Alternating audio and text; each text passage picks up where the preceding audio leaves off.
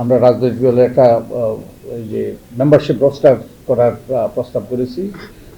ওই membership roaster থেকে তারা প্রতি বছর তারা হালনাগাদ করবে এবং এই মেম্বারশিপ রোস্টার ব্যবহার করেই তারা প্রতিটা কমিটির তারা নির্বাচন করবে, স্থানীয় থেকে জাতীয়। এবং এই মেম্বারশিপ রোস্টার ব্যবহার করেই তারা স্থানীয় পর্যায়ে তাদের দলীয় নেতাকর্মীরাই, প্রত্যেক দলের নেতাকর্মীরাই মনোনয়ন ব্যাপারে একটা প্যানেল দেবে এবং প্যানেল থেকে জাতীয় যে মনোনয়ন বোর্ড সেখান থেকে মনোনয়ন দেবে, যাতে রাজনৈতিক দলগুলো দায়বদ্ধ হয় তাদের তাদের সদস্যদের কাছে। এবং একই সাথে আমরা বলেছি যে রাজনৈতিক দলগুলো যাতে আর্থিক স্বচ্ছতা নিশ্চিত হয়। আপনারা জানেন যে আমি একটা মামলা করেছিলাম এই নির্বাচন কমিশনের বিরুদ্ধে, তথ্য কমিশনের বিরুদ্ধে, যে রাজনৈতিক দলের হিসাব নিকাশ পাওয়ার ব্যাপারে। এটা বহু হয়রানির পর শেষ পর্যন্ত আমি আদালতে গিয়েছি এবং একটা যুগান্তকারী রায় দিয়েছে কিন্তু আদালত, যে কোনো তথ্য এই সকল কর্তৃপক্ষ, তথ্য অধিকার আইনি কর্তৃপক্ষ, যেমন নির্বাচন কমিশন একটা কর্তৃপক্ষ, যেই সকল তথ্য তাদের কাছে সবগুলো পাবলিক ইনফরমেশন, এগুলো সাবজেক্ট টু ডিসক্লোজার, তারা এগুলো প্রকাশ করতে বাধ্য। এর মাধ্যমে আপনাদের জন্য অনেক তথ্য উন্মুক্ত হয়েছে। তো যারা আপনাদেরকে বলে যে তথ্য দেওয়া যাবে না, হ্যাঁ, কিছু গোপন তথ্য দেওয়া যাবে না, কিন্তু অধিকাংশ তথ্য কিন্তু তারা দিতে বাধ্য। আমরা সুষ্ঠু অর্থবহ নির্বাচনের ব্যাপারে আমরা হলফনামার ছকে পরিবর্তনের কথা বলেছি। তারপরে নির্বাচন হওয়ার পরে নির্বাচন কমিশন নির্বাচন সঠিক হয়েছে এটা সার্টিফাই করবে। নতুন দলের নিবন্ধন সহজতর করার কথা বলেছি।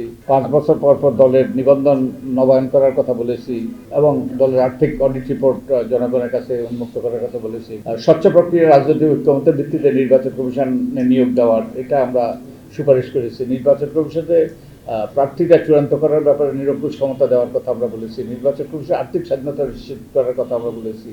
নির্বাচন কমিশনের সচিব নিয়োগের ব্যাপারে নির্বাচন কমিশনের ক্ষমতা দেওয়ার কথা আমরা বলেছি এবং তাদের নিজেদের কর্মকর্তাদেরকে যতটুকু সম্ভব রিটার্নিং অফিসার হিসাবে নিয়োগ দেওয়ার কথা আমরা বলেছি।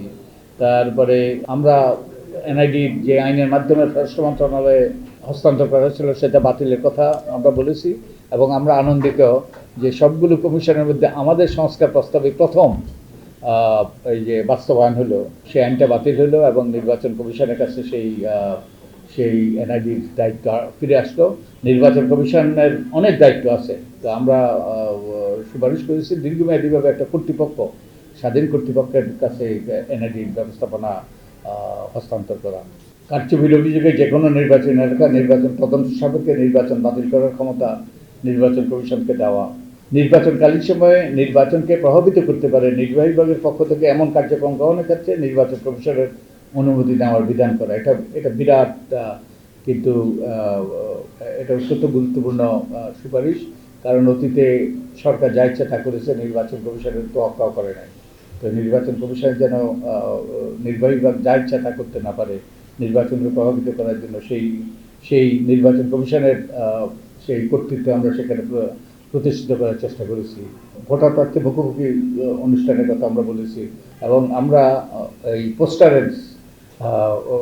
পোস্টার আর ব্যবহার না করার পক্ষে আমরা প্রস্তাব করেছি। এটা পরিবেশের জন্য খারাপ এবং এটা আসলে কোনো সুফল আনে না।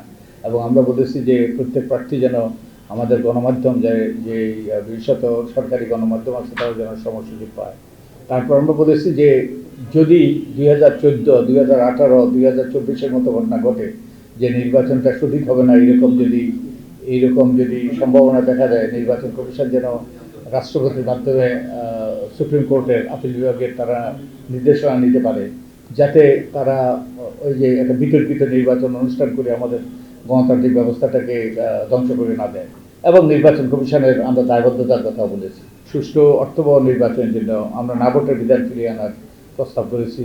হলফনামার ছকে পরিবর্তন এনে এবং হলফনামা যাচাই বাছাই করা এবং হলফনামা যাচাই বাছাই করে যদি অসত্য তথ্য গোপন কিংবা মিথ্যা তথ্য দেওয়ার অভিযোগ উঠে তাদের নির্বাচন বা তাদের সেই মনোনয়ন বাতিল, নির্বাচন বাতিল এবং নির্বাচন একবার বাতিল হলে আদালতের মাধ্যমে তারা যেন আর নির্বাচনে অংশগ্রহণ করতে না পারে, এটা একটা কঠোর আমরা সুপারিশ করেছি। 40% নিচে ভোট পড়লে পুনর্নির্বাচনের কথা বলেছি। তারপরে আমরা সার্টিফাই করার কথা আগে আমি বলেছি। গণমাধ্যমের নীতিমালার পরিবর্তনের আমরা বলেছি আপনাদের সুপারিশের প্রেক্ষিতে তারপরে আমরা একটা বিশেষ তদন্ত কমিশন গঠনের মাধ্যমে যে যারা জালিয়াতি নির্বাচনে অতীতে যারা সম্পৃক্ত ছিল তাদেরকে বিচারের আওতায় আনার কথা আমরা বলেছি। তারপরে আরও অনেকগুলো প্রস্তাব আছে রাজনৈতিক দলের। আমরা নারীর ক্ষমতায়নের ব্যাপারে আমরা বলেছি 100 আসন বৃদ্ধি করে ঘূর্ণায়মান পদ্ধতিতে নারীর জন্য আসন নির্ধারিত করা, যার ফলে নারীরা সরাসরি নির্বাচনে অংশগ্রহণ করার সুযোগ পাবে, তাদের একটা কনস্টিটিউয়েন্সি থাকবে, তাদের সমান সুযোগ, সম দায়িত্ব, সব কিছু তাদের সমান পুরুষদের মতো। এবং এর মাধ্যমে আমরা মনে করি যে এটা অনেক দেশেই এটা আছে, বিশেষত আমাদের প্রতিবেশী দেশে, এবং এটা একঝাঁক নারী নেতৃত্ব ক্ষমতায়িত হওয়ার সুযোগ সৃষ্টি হবে। আমরা স্থানীয় সরকার ব্যাপারে বলেছি, একটা স্থানীয় সরকার কমিশন গঠন করে। আপনাদের হয়তো কারো কারো মনে আছে 2007 সালে একটা কমিশন হয়েছিল, কমিশন একটা বিশেষ committee, high power committee, doctor Shawkat আলীর নেতৃত্বে। আমি ওখানে ছিলাম। আমি ওখানে অনেকগুলো জিনিস আমরা অন্তর্ভুক্ত করেছিলাম। তো তখন আমরা স্থানীয় সরকার কমিশনের কথা বলেছিলাম। এবার আমরা প্রস্তাব করেছি নির্দলীয় স্থানীয় সরকার নির্বাচন, তারপর ঘূর্ণায়মান পদ্ধতিতে নারীর প্রতিনিধিত্ব নিশ্চিত করা, জাতীয় নির্বাচন আগে স্থানীয় সরকার নির্বাচন অনুষ্ঠান। আমাদের যতগুলো প্রস্তাব এটাই বোধহয় বেশি আলোচনা এসছে। এটা ব্যাপকভাবে মানুষের দাবি।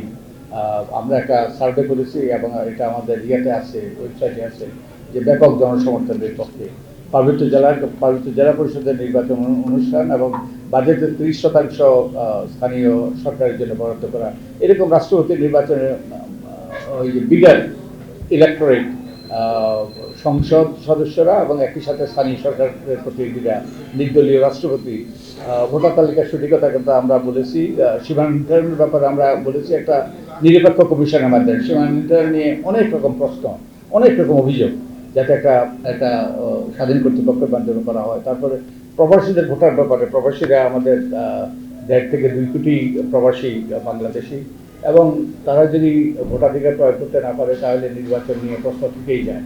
তো আমরা প্রবাসীদের ভোটার তালিকা অন্তর্ভুক্ত করার এবং তাদের নির্বাচনের সুযোগ নেওয়ার এই কাজটা শুরু করার, অন্তত কোথাও না কোথাও এটা শুরু করার আমরা প্রস্তাব করেছি। তো এই মোটা দাগে এই প্রস্তাবগুলো আমরা করেছি। আরও অনেকগুলো ছোটোখাটো আছে। আমি এ পর্যন্ত নেতিবাচক প্রতিক্রিয়া তেমন পাইনি। ওই যে আমাদের কোন নির্বাচন আগে হবে সেটা নিয়ে আলাপ আলোচনা হচ্ছে। আমরা কোনো সুস্পষ্ট অপরাধের কথা বলি না।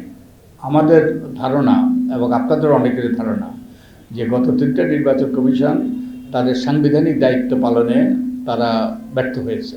সংবিধান আমাদেরকে ওই যে কোন একটা মাহমুদুর রহমানের বইতে আছে, আমাদের সংবিধান সুষ্ঠু নিরপেক্ষ নির্বাচনের বাইরে কোনো কিছুর কথা ওই যে আমাদের সংবিধানের আওতায় এটা ভাবাও যায় না। তো তারা সুষ্ঠু নিরপেক্ষ নির্বাচন করার ব্যাপারে ব্যর্থ হয়েছে, এবং সুষ্ঠু নিরপেক্ষ নির্বাচন এবং গণতন্ত্র এটা আমাদের সংবিধানের মৌলিক কাঠামোর অংশ, বেসিক স্ট্রাকচার যেটাকে বলে।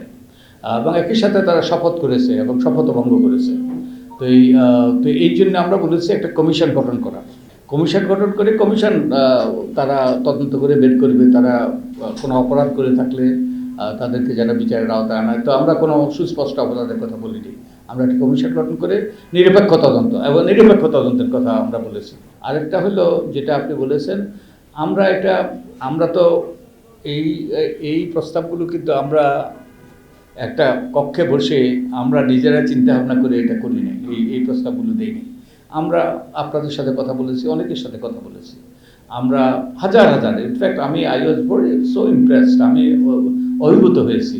যেখানেই গিয়েছি মানুষের কিছু না কিছু বলার আছে, এই নির্বাচন ব্যবস্থাটাকে এই করা ওই করা, এবং তাদের কোনো না কোনো আকুতি শুনেছি অনেক কাছ থেকে। এবং আমরা এই যে জরিপ করে আমরা তথ্য নেওয়ার চেষ্টা করেছি। 46,000 ব্যক্তির থেকে আমাদের যে সরকারি প্রতিষ্ঠান 46,000 ব্যক্তির কাছ থেকে তারা তাদের মতামতের ভিত্তিতে জরিপটা করা হয়েছে, তাদের মতামত দেওয়া হয়েছে। তো এর ভিত্তিতে আমরা যেটা পেয়েছি, জরিপে যেটা পেয়েছি সেটা আমরা তুলে ধরেছি। এটা হ্যাঁ, যে গণতন্ত্রের মূল কথাই তো হলো বিভিন্ন মত থাকবে, বিভিন্ন পথ থাকবে, এবং এই নিয়ে আলাপ আলোচনা হবে, এর মাধ্যমে একটা সমাধানে পৌঁছবে। তো আমি নিশ্চিত যে রাজনৈতিক দলগুলো এবং আমাদের সরকার এ ব্যাপারে একটা ঐক্যমতে বুঝতে পারবে। আমি মনে করি আমার জীবনে এটাই হলো সবচেয়ে বড় অ্যাসাইনমেন্ট। কয়েকজনের ভাগ্যে জুটে যে একটা জাতির নির্বাচন ব্যবস্থাকে সুসংগত করার জন্য তার মেধা, আমার অভিজ্ঞতা সব কিছু কাজে লাগিয়ে এই এই ভূমিকা রাখা। তো আমি মনে করি এটা আমার এবং কমিশনের সদস্যদের জন্য ছিল একটা সুবর্ণ সুযোগ, একটা অনন্য সুযোগ, যেটা কম ব্যক্তির জীবনেই এই সুযোগ ঘটে। তো আমরা এটাকে অত্যন্ত গুরুত্বের সাথে, আন্তরিকতার সাথে, সততার সাথে, নিষ্ঠার সাথে বাংলাদেশের জনগণের কল্যাণের কথা চিন্তা করে আমরা করেছি। হ্যাঁ, সবগুলো সবার কাছে গ্রহণযোগ্য হবে তা নয়, এবং অবশ্যই এগুলো আরো পরিচালিত করার সুযোগ আছে। তো আমরা কিছু কিছু পরিচালিত করার সুযোগ চেষ্টা করছি। আপনাদের যদি আরো কোনো প্রস্তাব থাকে আমরা বিবেচনায় নেব।